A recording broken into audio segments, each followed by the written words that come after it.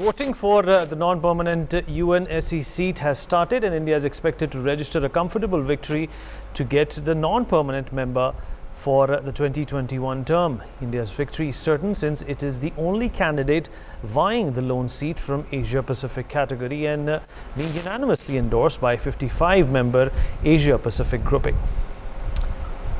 And that is an important part of India's in fact thrust to be considered in the Security Council permanently, but India is not a member since a very long time. This is a non-permanent seat.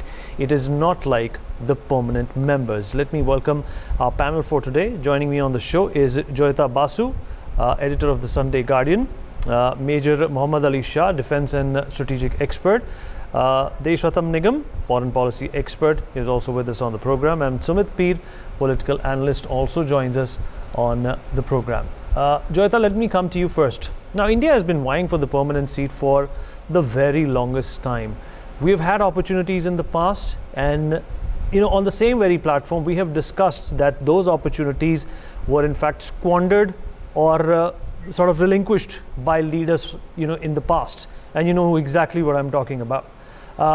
What will happen if India gets this seat? Because obviously India's voice does matter in terms of our growth pattern, in terms of our consistency towards a certain trajectory of becoming a world superpower. But why isn't India a part of the Security Council? Is it just because of China? Can it only be pointed and pinned down and zeroed down to China vetoing it every time India is brought up? Because the other members, UK, France and the United States, have supported us unanimously on past occasions. You see, the problem with the United Nations Security Council is that by its very nature, it is not representative of what the world is now. Not just India, there are several other powers that have been kept out of it. In fact, to have a P5, where, powers like Britain and all, they don't even have the kind of clout they had maybe in the 1940s or the 1950s, is frankly a travesty. India deserves a seat on the United Nations Security Council. It goes without saying. The demand has been there for a long time. And yes, gradually, the P4 at least have come round to believe that India should be allowed into the UNSC. But yes, China is dead set against it. China does not want India to rise. China wants India to become a sub-regional power. But the fact of the matter is that China also knows that India is not a sub-regional power. India is a major power in the world now. But it is primarily because of Chinese unwillingness that we are not there. That is the reason why the whole UNSC is not being expanded. Demands are coming from, for example, Japan and Germany also. They also want to be part of the UNSC. In fact, not just India. That is why they should make it from P5 to at least P10. Well, another 4 or 5 seats should be added to it. And frankly, Joyita, does this also reek of a reform that is required in the UN? In fact, to answer that question for me later, let me also rope in Mr. Deshwatam Nigam on this. Mr. Nigam, correct me if I'm wrong. What does it take to be a permanent member in the United Nations? You have to have economic might, financial power and political influence. And this is something which India has had for quite some time now. Why aren't we a member of the UNSC? We would have been a member of the UNSC in 1951. That is when we became a non-permanent member. We should have been a permanent member of UNSC. There are certain parameters which are required. India is the 5th largest economy in the world. By that very nature, it should be there. India is the 2nd most populous country, probably the most populous state. That is another requirement. And India has various other, skilled manpower that India has. If you take up any parameter, India qualifies to become a permanent member of the UNSC. So I think the need for reform is more important now, especially in the post-pandemic scenario, where the new world order is coming up and India has proved its metal, both its soft and hard metal in the international level, where it is stood by all the countries supplying medicines, men and material to all smaller countries, even the superpowers. So what else is required? The reform is the order of the day. China would remain a hurdle right from the day one. Who knows in 1950 1961, if we were the UNSC, the world would have been very different. And India never attacked anybody. And you see how China takes Pakistan to, UNSC takes up the matters on behalf of Pakistan. So I think this is the right time that the world powers recognize. And let me tell you, any strategy in the world against China, or for that matter against any misadventure in the world, can only succeed if India is a part of it. 130 million people, is something that 1.3 billion, I'm sorry, is something that world is also noticing. And Indians, wherever they have gone, they have positively contributed to the economy, politics, everything in the world. Sumit Peer, does the world really need the United Nations? India, Germany, Brazil and Japan had formed the G4 bloc, and that bloc was also formed to, in fact, bring about reforms in the United Nations. There are other countries who have a voice, and obviously there's something which is being done, in a very unfair manner in the UN, and that is why the world finds itself in a crisis situation today. Vinny, the problem here is that if you look at the world order today, and if you look at our position, what really matters right now is our permanent seat in UNSC. Because by the time we don't have a permanent seat, it would be fair to India. Because by all parameters, or by any parameters, we deserve that permanent seat. 1/6 of the population, third biggest military in the world, number 3rd economic by PPP, number 5th by GDP. So with all these parameters in, and we are the highest contributor to the UN peacekeeping force, we have done everything in the past, our contributions vis-a-vis money, vis-a-vis armed force, vis-a-vis commitment, abiding by the United Nations, we have done our part. What I fail to understand, if we don't get a UNSC permanent seat, who deserves it? Is that, how are we lesser than a France, than a UK, or for that matter, Russia in today's time? What makes India inferior? By what virtue? By which logic you are denying us a permanent seat? And how can you have our adversary China in the UNSC permanent member of the Security Council with a veto power? That is an injustice to the people of India. That is injustice to the role of India in the world order. This needs to be condemned. India is not what it used to be 50 years back, and UK is not what it used to be 50 years back. Today, we are the 3rd most powerful country in the world by any virtue you want. You want nuclear power, you want economy, you want people, you want startups. Take any goddamn criteria. That is what I fail to understand. What we need is a permanent seat. I mean, this temporary seat is what we will by default get. That is not a debatable point at all. Mohammad Ali Shah, where do you stand on this? China has been stonewalling our efforts for a very long time to become a permanent member of the UNSC. And this is perhaps a very good opportunity for India and the entire world to see the prudence in, perhaps not taking China that seriously and tweaking their reforms and laws to allow India into this group. Today, because of the pandemic, we'll have this online voting where 193 members who are there of the UN are going to vote, and for 5 vacancies. Now, which means we would need 2/3 of the majority, 129 more votes. And as Sumit rightly said, unless and until you are a permanent member of the UN, it's pointless. But we are contesting for the temporary membership, which would last for 2 years, and then once again, this whole story will start. Now, UN again, at the same time, having said that, they are toothless tigers. Let's accept it at some point. Because getting a temporary membership, I don't know, how good it would be, but anyhow, for whatever it's worth, and we have all the QRs, you name it. I don't want to pen down each and every single, but China, our adversary over here, they are instrumental because they are a permanent member. So they are behind it. I would say they are strongly behind it, that we should not come there, we should not concede at all. And that is the reason why this is happening. Right, Joyita, and the funny part is that India is a founding member of the United Nations, and But the larger question over here, Joyita, is that what is going to change for India if we become a permanent member? Is it something which we really need to aspire for? Because we know the system in the United Nations is broken as it is in the WHO. Well, the thing is, you see, frankly, it does not really matter. Yeah. You know, I mean, look at what the US is doing. They just walked out of WHO. I mean, they could not care less. In fact, for that matter, earlier the US also walked out of the Paris Climate Agreement and all these things. So, frankly, all these agreements and all these bodies, they don't really matter beyond the point. And anyway, you see, the world order has changed. The world order has changed, and yes, the UN is totally a toothless tiger. Frankly, it can do nothing. It can do nothing. Say, for example, take the Ladakh incident that happened, Galwan Valley. What can the UN do? Can the UN force China and India onto a discussion table? Can it hold a whip on their head and say, sorry, there is not going to be any conflict? Can the UN hold a whip on China's head and say, sorry, you are behaving like a hegemon? You cannot do it. The UN cannot do it. The UN, the Secretary General, what is he talking about instead? He's talking about, oh, this thing, one shooting happened in Kashmir. This is so wrong and all. Frankly, their priorities are all skewed.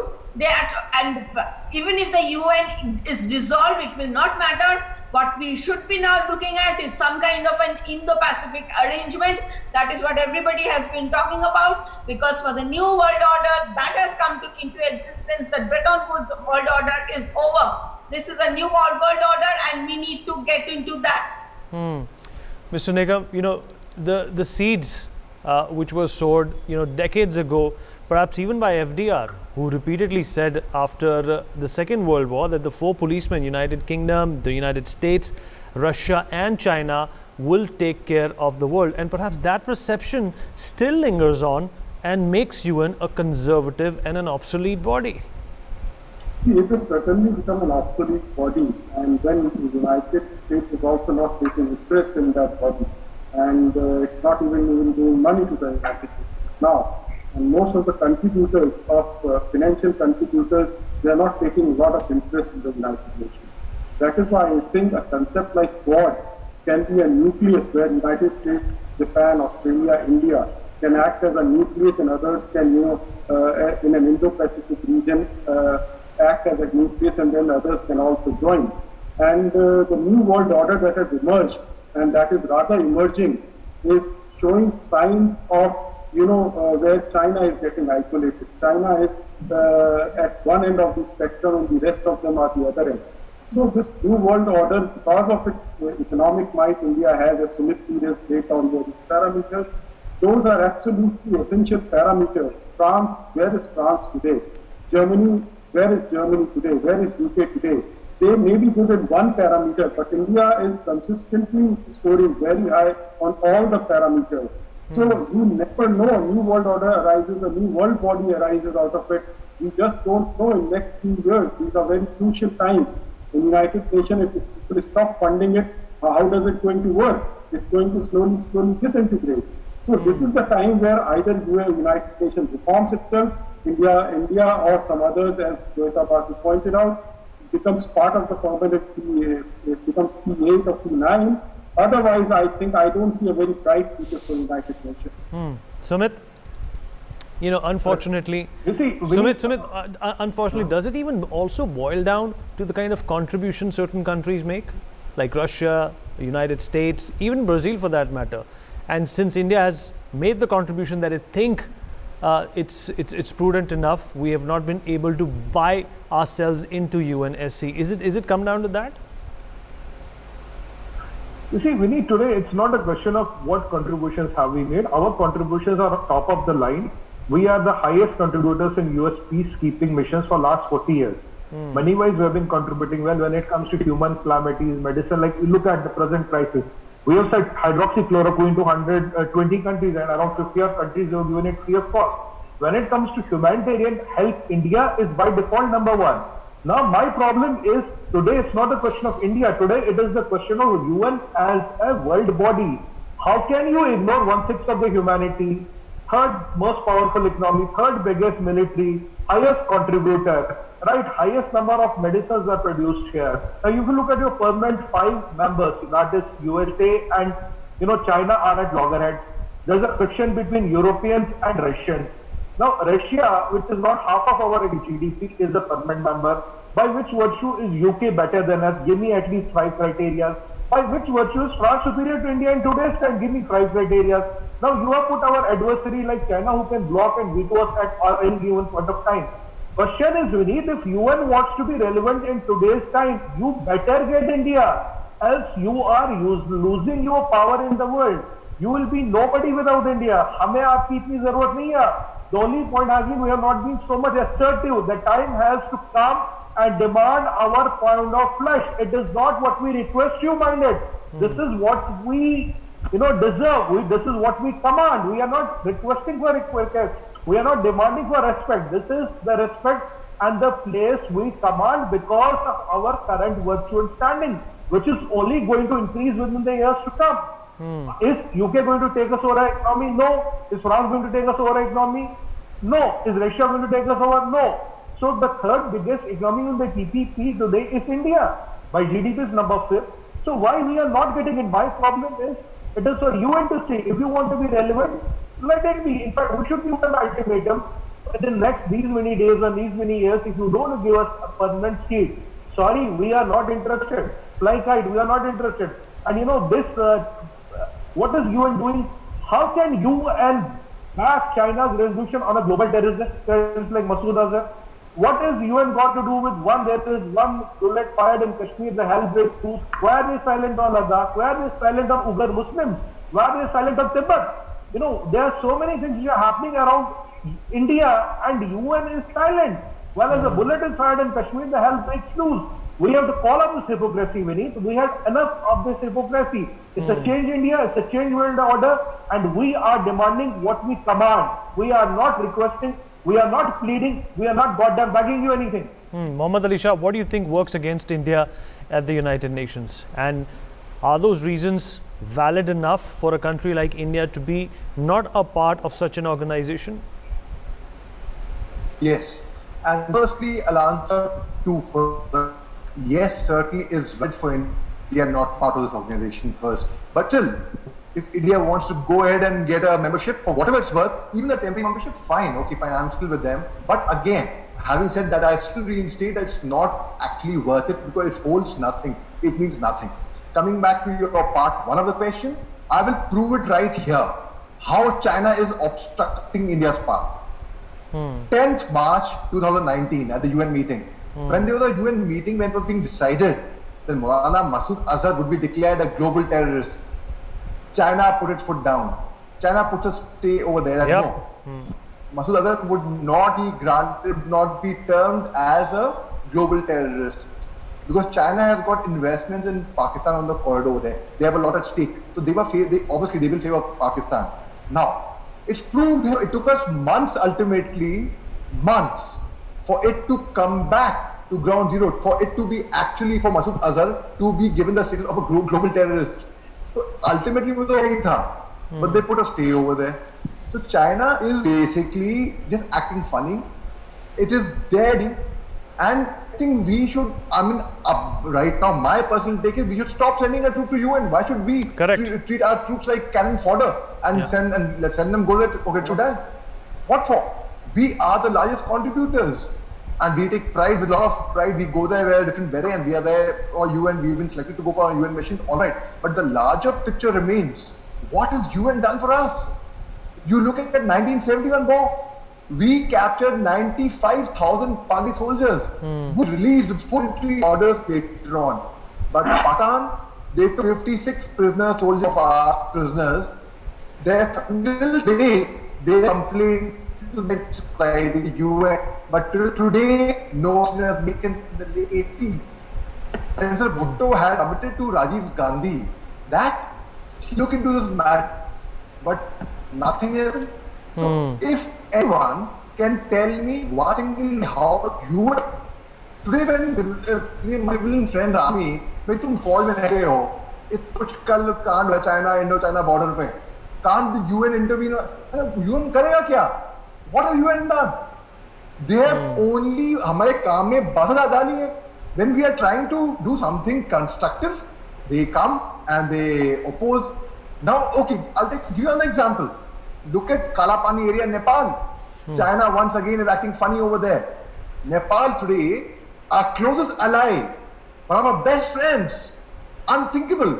We have so many Nepalese soldiers inside Indian Army, in Gurkha Rifles, and we love them a lot. They are with us.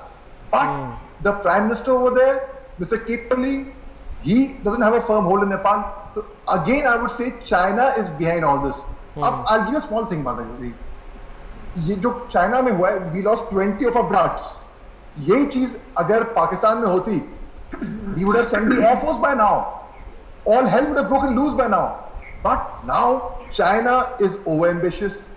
They are trying to be superpowers. China is trying very hard for us not to come to the UN. And I think to a large extent, we are also to be blamed. Why are we expecting a dan? Right. Okay. Joyita Basu, even during Obama's tenure as the President of the United States, he was in favor of India becoming a permanent member, but he did dilute a question that was asked to him once by saying that, India going for a permanent seat is complicated. Even the support that we say is being given to us by the permanent members right now, apart from China, is sometimes hot and sometimes cold. Yeah, Obama had talked something. He was visiting India and he had talked about, about how the human rights and all sorts of things that Democrats have been talking about India, and in fact, that is what they are doing even now. So frankly, that is something that is best ignored, because you see, if we start questioning the US on its own human rights record, or for that matter, forget about the US, let us talk about China or Russia. These two countries are part of that P5. Let us talk about their human rights record.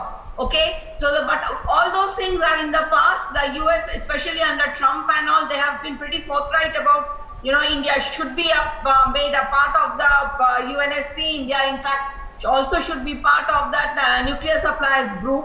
But you see, in both these places, we are being constantly blocked. And everywhere, wherever we look at, whichever direction we look at, China is the problem for us.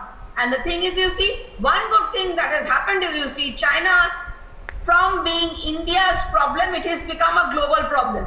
Okay, so what we have to look at now is, it's some sort of the global alliance against China. Unless and until you get into that, and that is why it's very important to have an Indo-Pacific Charter, where all these democracies, they come together, because what China is a revisionist power, a hostile power. At the core of its power, it's authoritarianism.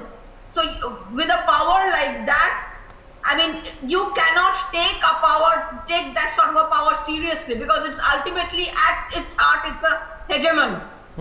So we have to counter, until and unless the world counters China, and the UNSC, or for that matter, the UN as a whole, is able to do zilch when it comes to countering China. So we have to look beyond the UN, which we are already doing.